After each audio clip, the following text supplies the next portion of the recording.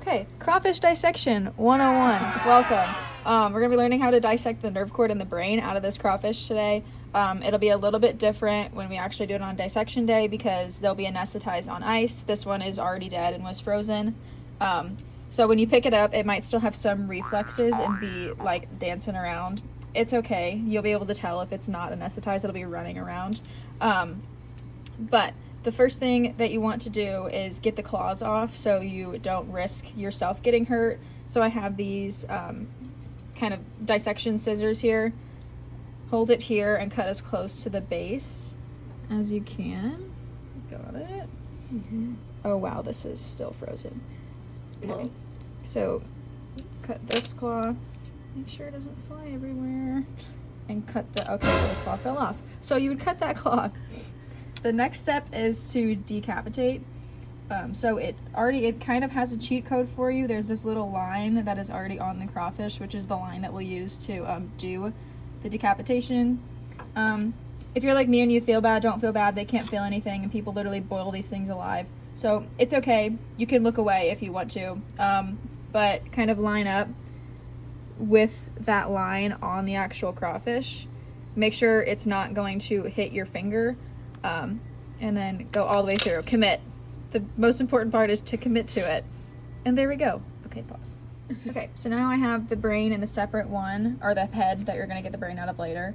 And the next thing is to cut off all of the extra appendages. So I like to hold it like this and then kind of gather all the extra legs in your hand so they don't go flying everywhere and we don't have rotting crawfish in the lab.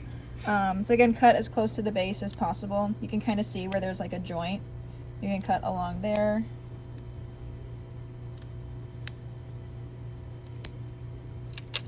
Same thing on the other side.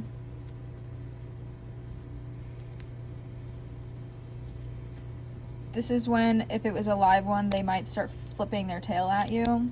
You just have to remember that it is dead. It's just the muscles still moving.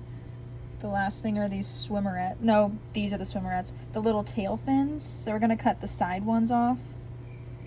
Again, can you see that? Mm-hmm. Close to the base. This is a step that I honestly forget sometimes. It's not super important, but it makes it a little bit easier later. Wow, that's not wanting to come off. Okay.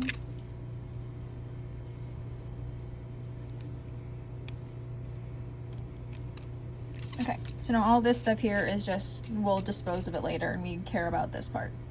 Okay, now here comes arguably the grossest part. So, you cut this open. There's a bunch of organs and stuff in there that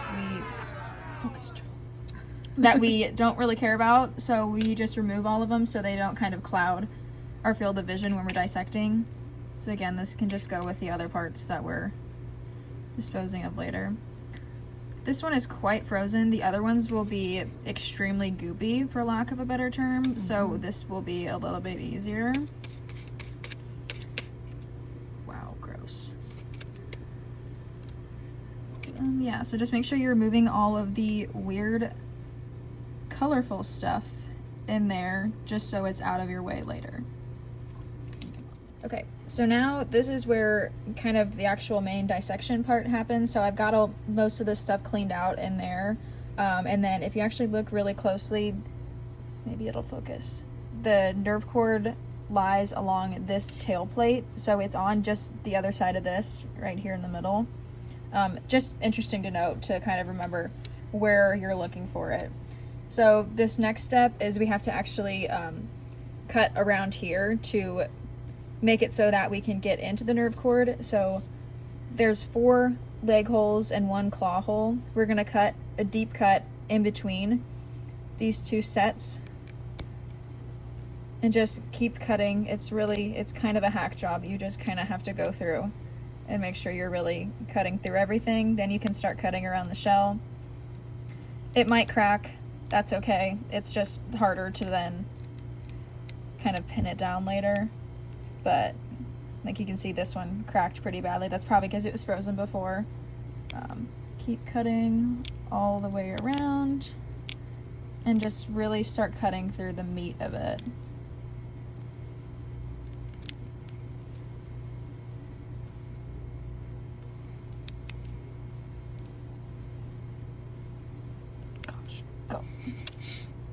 there we go. Okay. So now this next part is we're going to be able to lift all this tissue up and isolate the nerve cord, so we have to cut all the way down here as close to the edge of the shell as possible, and then the same all the way down here. So we'll start, just kind of dig into one of the claw or the leg holes and really start moving backwards and kind of separating it away from the shell. Okay. And then once you get down here, you want to make sure that you're cutting in to this meat part of the tail. So that cut there is important. And cut in between, or right where these little swimmerets, these little legs, kind of meet the shell. And then we'll just go all the way down on both sides. So I've cut this all the way down to where we cut off that little tail fin earlier. And then we want to really separate it. So right here, there'll be these little structures here. Cut down here. And try to connect it with the cut you made earlier so it can all lift up in one pretty piece. Okay. So once you've made all the cuts, chances are it didn't go all the way through in some spots. So you can see I tried to lift this up, but there's still some connection going on. So just make some more cuts. Make sure you're just going as far to the sides of the crawfish as possible to avoid cutting any of the nerve cord. So cut through that muscle.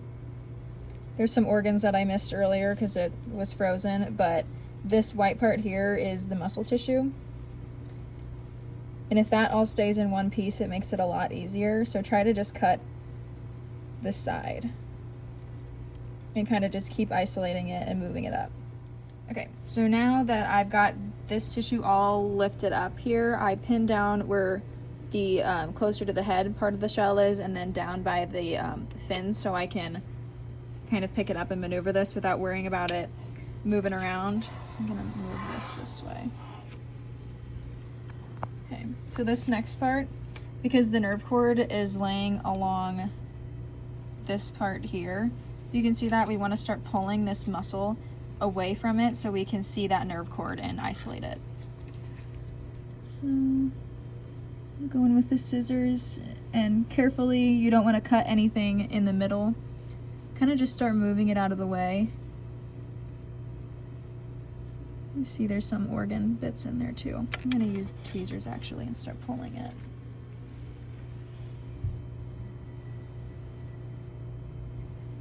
Move that out of the way. And once this part is done, you'll see it kind of lifting up.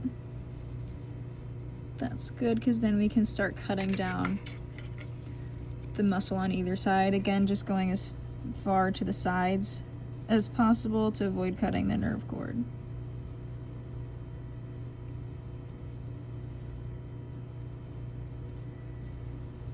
The tissue will likely be a lot cleaner and easier to work with than this. Like, it'll peel off there pretty cleanly, but this is because it was previously frozen.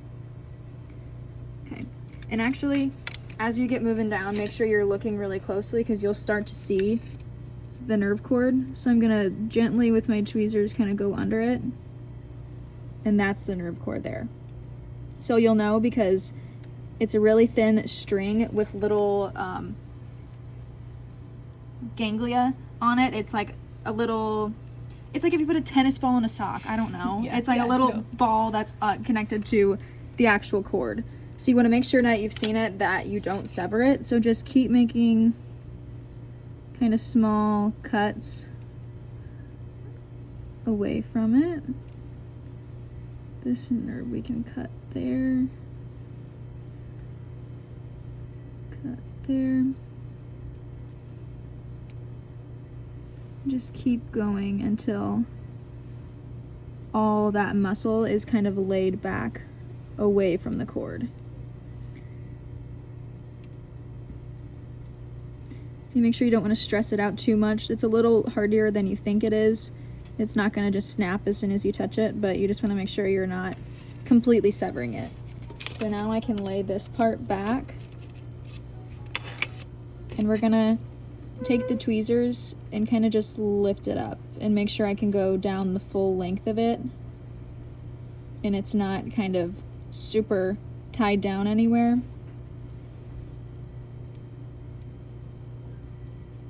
Okay, so now that it's not we know that it's not super tied down, we can start making the cut to isolate it. So go down as far as you possibly can to enhance the chance that Sydney will get good data from this and actually see it, and make a cut on the bottom there. Which part am I looking at? Okay. It looks like some muscles coming with it, again, just because it was frozen before. Then you can cut the top part.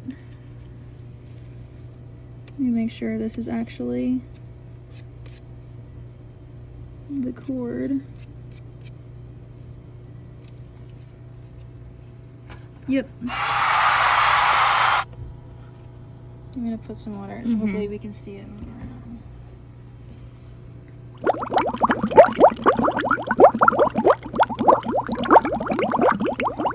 So you can kind of see all the nerves that are coming off the side of it. That's how you know it's the nerve cord, because these little ball things are called ganglia, and the things extending from it are the actual nerves. So if it's just like some sort of weird fiber in the crawfish, it won't look like that. So I always just check, no matter how many I've done, just to make sure that I've isolated the right thing. There should be, I think, normally around 6, at least 5 ganglia, sometimes 7. 1, 2, 3, 4, 5, 6. Again, the nerve cord is not as clean and pretty because it's frozen, but you should be able to count at least probably 5 ganglia. I mean, can you really? Anyway, so now there will be a labeled and masked tube. Make sure that the tube is masked, and you'll just plop the nerve cord right in there.